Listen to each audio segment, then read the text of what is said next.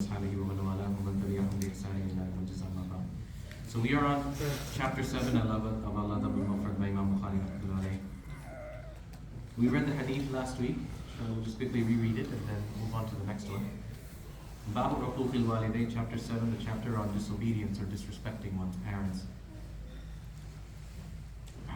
عن أبي بكرة رضي الله عنه قال قال رسول الله صلى الله عليه وسلم. Sayyidina Abu Bakr رضي الله عنه narrates that Rasulullah صلى الله عليه وسلم said, ألا أنبئكم بأكبر الكبائر ثلاثا.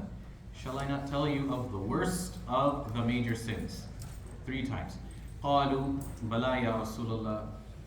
Arzkiya, the Sahaba رضي الله عنهم, they replied, of course ya Rasulullah. قال الإشراك بالله وعقوق الوالدين. The first 2 the Rasul sallallahu alayhi wa sallam said, al-ishraku billah, associating partners with Allah, wa uququl walidain, disobedience and disrespecting one's parents. Wa jalasa wa kana muttaki'an. Abu Bakr radiyallahu anhu says that Rasulullah sallallahu alayhi wa sallam, he was leaning, take lagaye hue, he was somewhat relaxed and he was sitting. Wa kana muttaki'an, and then he stood up. Okay, so he was muttaki'an, sitting somewhat relaxed, leaning, and then jalasa, he stood up, sat up. Ala wa qawl az-zur, beware, khabardar, false speech. Ma zali yukarriruha hatta qultu laytahu sakata. Abu Bakr says Rasulullah sallallahu alaihi wasallam kept on emphasizing false speech, qawl az-zur, ala wa qawl az-zur, over and over and over again, until I felt that I wish he would stop repeating it because of how upset he was becoming. Hadith number 16. حدثنا محمد بن سلام قال أخبرنا جرير عن عبد الملك بن عمير عن وراد كاتب المغيرة بن شعبة رضي الله عنه قال كتب معاوية إلى المغيرة اكتب إلي بما سمعت من رسول الله صلى الله عليه وسلم. قال وراد فأملى علي وكتبت بيدي إني سمعته ينهى عن كثرة السؤال وإضاعة المال وعن قيل وقال.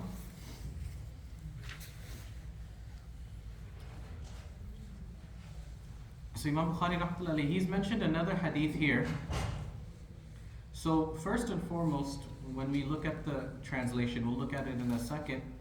It doesn't seem like there is any apparent direct connection between what this hadith is talking about and the chapter that Imam Bukhari is giving us. The chapter is about disrespecting or disobedience to one's parents. But here in this hadith, mazahir, apparently it doesn't look like there's anything directly talking about disrespect our parents at all, good or bad. So what does Imam Bukhari he bring? From Warad. Warad is the name Katib al-Mughira ibn Shu'bah, like the secretary. He used to write for Mughira ibn Shu'bah. Not all of the Arabs, not all of the Sahaba radiallahu anhu knew the skill of reading and writing. And this is part of the mu'jizah, the miracle of Rasulullah sallallahu alaihi wasallam. He himself also did not know how to read and write. But he, sallallahu alayhi wasallam, is speaking and conveying such a message that nobody has ever read before, nobody has ever heard before. Right? One of the hujjah and one of the proof of his being the true messenger, sallallahu alayhi wasallam, is that this is not something he could have learned or copyrighted or shoplifted or plagiarized from. These are some theories that non-Muslims make. He borrowed it or he robbed it from the Syrian Jews or the Syrian Christians or things like that. Right? We know for a fact historically from the Sirah, he was never taught formally how to read and write. So not many of the Arabs, majority of them did not know how to read and write. Some of them did, right? Some of them did, but most of them did not.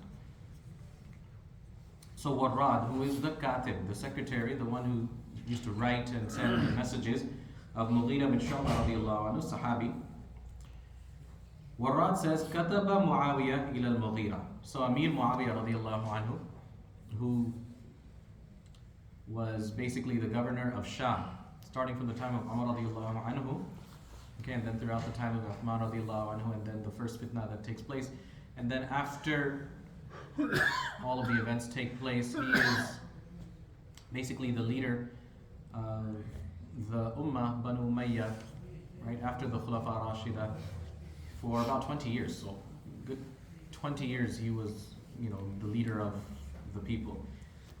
And Rasulullah sallallahu alaihi wasallam praised Muawiyah radiallahu anhu. We talked about it a little bit when we did the story of Karbala last year, inshallah. Maybe we'll look at it again this year. But Muawiyah radiallahu anhu, he was a man of learning. He was one of the Katibul Wahi himself. He himself was one of the few people that Rasulullah ﷺ gave permission and instruction to write down the Wahi. Not everybody was allowed to write down the Wahi. So he was one of the Katibin of Wahi himself. So Muawiyah radiallahu anhu, he writes to Mughira bin Shu'bah radiallahu anhu, "Uktub ilayya bima sami'ta min Rasulillahi sallallahu alayhi wa sallam." Please send me a message, please write for me. So this is not happening face to face. He sends him a letter and he says, please write back to me something that you heard from Rasulullah sallallahu alayhi wa sallam. Okay. Today in our time, maybe not a good example, but like texting. Back then, you just write a message and then it takes however long it takes to get to the recipient, and they write a message back. So Muawiyah, he says to Mughira radiallahu anhu, please write for me something that you heard from Rasulullah sallallahu alaihi wasallam. So Warrad says, فَأَمْلَى عَلَيَّ وَكَتَبْتُ بِيَدِي. So Mughira then is dictating to me. Imla means to say, and I'm writing down what Mughira is telling me to write down in this letter back to Muawiyah radiallahu anhu. وَكَتَبْتُ بِيَدِي. I wrote with my own hand. Okay, so again, like writing and taking notes, this is, a stronger piece of evidence than just listening. Yes, just listening by itself is very, very powerful, but you have written proof also, right? Then that also makes it even more authentic in that sense. So not only did Warrad listen to what Mughira said, but he wrote down word for word what Mughira said, radiallahu anhu. Mughira radiallahu anhu, he said that I heard from Rasulullah sallallahu alaihi wasallam, anni sami'tuhu yanha an. I heard Rasulullah sallallahu alaihi wasallam prohibit from, prevent from, an kathrat as-su'al, too much questioning, wa ida'at al-mal, wasting wealth, wa an qilin wa qal, and hearsay, this, that, gupsha. People make fun of desis because in our languages we repeat words for no reason. It doesn't even have a meaning, not really. Yahavaha, idar udar, right? Examples like that. Isa, is just, something that's unique within the languages that we speak. So here, Rasulullah sallallahu alaihi wasallam said this to Mughira radiallahu anhu, an kathrat as-su'al, too much questioning, wa ida'at al-mal, wasting wealth, wa an qilin wa qal, and hearsay. Right? So and so said, so and so heard, so and so I heard from. So let's look at this inshallah one by one. What does it mean when Rasulullah sallallahu alaihi wasallam said it's not a good idea, it's not good generally speaking, to ask too many questions? So the ulama have given like good 10-15 different explanations of this, and all of them make sense. Okay, so the first is just asking a question when you don't have to.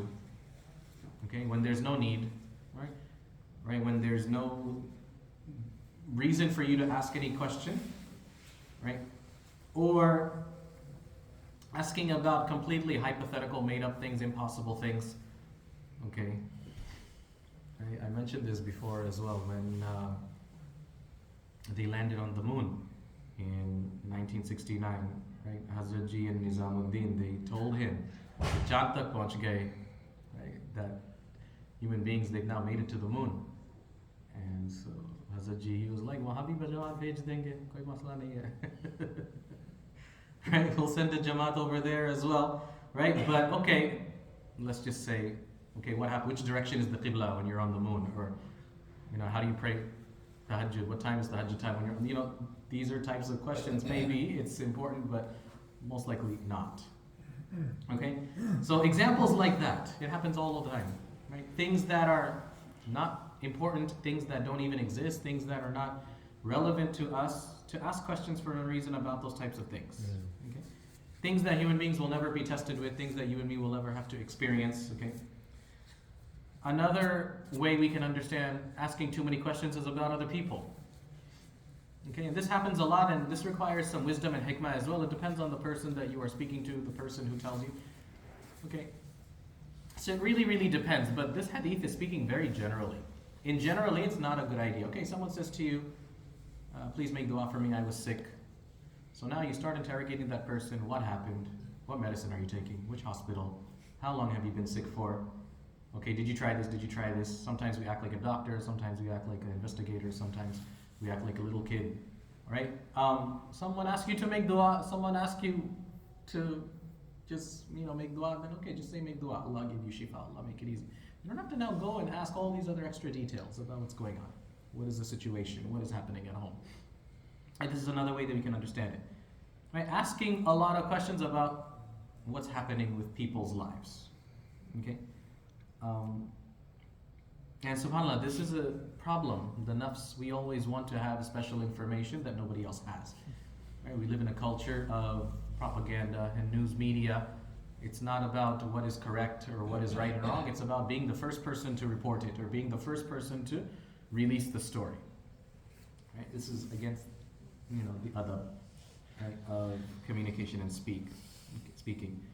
Okay, so don't extra unnecessarily ask for details about a person's situation. If they give it to you, then okay, that's up to them, right? But you, out of your own sense, don't be nosy. Don't ask so many questions. What about this? What about that? What about this? What about that? Most of the time, right, the ulama, they say that the more details you know, it'll be more uncomfortable for you. This happens. The more details you know, somebody tells you. Sometimes we have to tell people as well, it's okay, bas, inshallah, I'll make dua, I'll take care of this. People get excited, people are very emotional, people get worked up. Sometimes you have to change the subject. Okay, we don't want to change our opinion about anybody else. Things happen. Humans are humans, we make mistakes. We help other people. Someone is talking too much. Someone is sharing too much information. Maybe it's a group of people, maybe it's in the masjid, or maybe it's outside or something else. Okay, we have to be very careful it doesn't become backbiting. We have to become very careful it doesn't become slandering. All of those things we be careful of. But asking questions is not haram. Asking too many questions is also not haram, but it's not good. Right? It can then lead to things which are haram. It can then lead to things which are going to be a source of problem for you and me. So, and again, sometimes it can really affect the way that you have a relationship with this person. Right? So, these are a couple of the things. Right? The ulama, they say when it comes to asking questions, okay, when it comes to asking questions, and one thing we can do, inshallah, is do a tafsir of Surah Al-Kahf, inshallah, one day. Surah Al-Kahf is a good exercise in asking the right questions and understanding what are not the right questions. Okay, this happens all the time. Okay, where was this cave? How many people were in the cave? The Quran itself kind of, Ajib, Allah subhanahu wa ta'ala in the surah itself kind of makes somewhat of not a joke. We don't say that Allah subhanahu wa ta'ala is like making a joke. But He's telling us, He's telling the Prophet, He's telling us in Surah Al-Kahf, يقولون ثلاثة رابعهم كلبهم ويقولون خمسة سادس كلبهم رجما بالغيب ويقولون سبعة وثامنهم كلبهم. Some people think it was 5 and then the 6th one was a dog. Some people say it was 3 people and the 4th one was a dog. Some people say that it was 7 people and the 8th one was a dog. That's not the important point of the story, how many people it was. And there's pages of tafsir, the ulama have done their research, right? We make dua, Allah have mercy on them. It's not a wrong thing, but like 4 pages of tafsir about Rahim. What is the description of the dog? Which is fine, it's not haram, but that's not the important lesson from the story. The important lesson of the story is what? How this group of young people protected their iman in front of a zalim tyrant and ruler, right? And then the next story is about the 2 men in the 2 gardens. Where are the 2 gardens located? Right? Some people have different theories about where the gardens are. Don't miss the point of the story. The point of the story is what? Protection from the test of wealth. One person Allah blessed and he was arrogant and greedy, right? And the other person is telling him, be grateful, be humble. Right? Don't miss the point. But where were these 2 gardens? Or what are their names? Or, that's not the lesson of the story. What is Musa alayhi salam's father's name? Okay, he is a prophet of Allah and his father is probably also very, very important as well. But in the story of Musa alayhi salatu wasalam, the lesson you have to learn is, the test and the sabr of the mother. What is Yusuf alayhi salam's mother's name? Okay, she's also very important as well. But in the story of Yusuf alayhi salam, you have to learn about the test and the sabr from Yaqub alayhi salam. We're not saying that they're not important people, but Allah subhanahu wa ta'ala is telling us through different examples in the Quran and Rasulullah sallallahu alaihi wasallam, right? Through these different teachings in the hadith. Don't ask all of these questions that are going to make you miss the point. Don't miss the point. Don't miss the lesson. Okay? Right? And then Musa alayhi salam and Khidr. Okay, is Khidr alayhi salam an angel? Is he a jinn? Is he a prophet? Is he a human being? All of these different opinions, different ulama bring different evidences to support whichever opinion. Okay, what type of fish was it? Okay, where is Majma' al-Bahrain? Is it the country of Bahrain next to Saudi today? Maybe, maybe not. Just because it's called Bahrain doesn't mean it's the same Bahrain that's in Surah Al-Kahf. Right, Allama Shabir Ahmad Uthmani in Tafsir Uthmani. So Allama Shabir Ahmad Uthmani, he was former Chief Justice of Pakistan. He led the janazah for Qaid-e-Azam. And so he writes in Tafsir Uthmani, right, there were some Bangladeshi students, right, in Darul Uloom that basically are trying to convince him this is located in Bangladesh somewhere, right, where the two waters meet and one is like salty, one is not like salty. Allahu A'lam, Allah knows best exactly where it is. We don't say definitively that it's in Bangladesh. It's there, you can find it there. He's written it in Urdu, right? Borisha, right, which is like lowland of Bangladesh, close to where the coast is. Right? Apparently some students presented some research to him like 150 years ago. This is in an area in Bangladesh called Borisha. But Allah knows best. That's not the point. The point is Musa alayhi salam and Khidr alayhi salam, all the different lessons that Allah subhanahu wa ta'ala is teaching Musa alayhi salam through this trip with Khidr. Don't miss the point. An kathat as-su'al. Right? And then finally Dhul Qarnayn. Ya'juj and Ma'juj. It's not the Great Wall of China. Dhul Qarnayn is also not Alexander the Great. Don't miss the point of the story. Allah subhanahu wa ta'ala made Dhul Qarnayn someone who had authority over the entire world. There were 2 Muslims and 2 non-Muslims throughout history who had authority over the entire world. One was Sulaiman alayhi salam and one was Dhul Qarnayn from the Muslims, right? And the other one was Bukht al-Nasr and the other one was Namrud during the time of Ibrahim alayhi salam, and Bukht al-Nasr, Nebuchadnezzar. Right? These are the 2 non-Muslims who had authority over pretty much the entire civilized world at that time, right? And Allah knows best. Don't miss the point of the story, right? Dhul Qarnayn, right? Is he also a prophet? Is he a king? Or was he just a traveler? Whatever. The point is Allah gave him power, gave him authority, right? He was entrusted with helping these people get protection against Ya'juj and Ma'juj. Right? Learn the lesson from the story. Don't ask the wrong questions. Right? So, an kathat as-su'al. An kathat as-su'al. Okay. Asking too many questions, right, can make things difficult. One of the other things that I want to mention, the ulama, they say, when it comes to asking questions, ask the right people. If you ask the right people, you don't have to ask questions. You can save a lot of time. This is very, very important. Okay? You ask somebody who doesn't know the issue, who can't answer your question, you'll have to ask somebody else, you'll have to ask more detail, but you ask an alim, you ask a professional. Okay? I mean, we do this in our dunya as well. Why don't we have the same attitude in our deen as well? Right? Like, you ask a tax professional, you ask an accountant, you ask a mechanic, okay, what's wrong with my car? It's making this noise. Okay? Sometimes you don't have to even ask the question, just, you know, they have it in these commercials all the time, right? My car is making this type of noise. And then, you know, 100 different types of noises that a car can make, okay, and then the mechanic fixes the problem. Right? You don't have to explain it. Oh, when I do this, when I do. Someone who knows the field, someone who is an expert, someone who has years of experience, right? It saves you time. Ask that person for help. Ask that person to solve your problem. Ask that person to answer your question. Right? A doctor, a professional, a mechanic, an accountant, a lawyer, a teacher, right? Someone who knows what they are talking about. Okay? So this is also very, very important. Just kind of a couple of different principles with regards to asking questions, right? Generally, number 1 is don't ask too many questions. Don't ask too many questions about obscure, unrelated, hypothetical topics. Number 2, especially when it comes to people, mind your own business.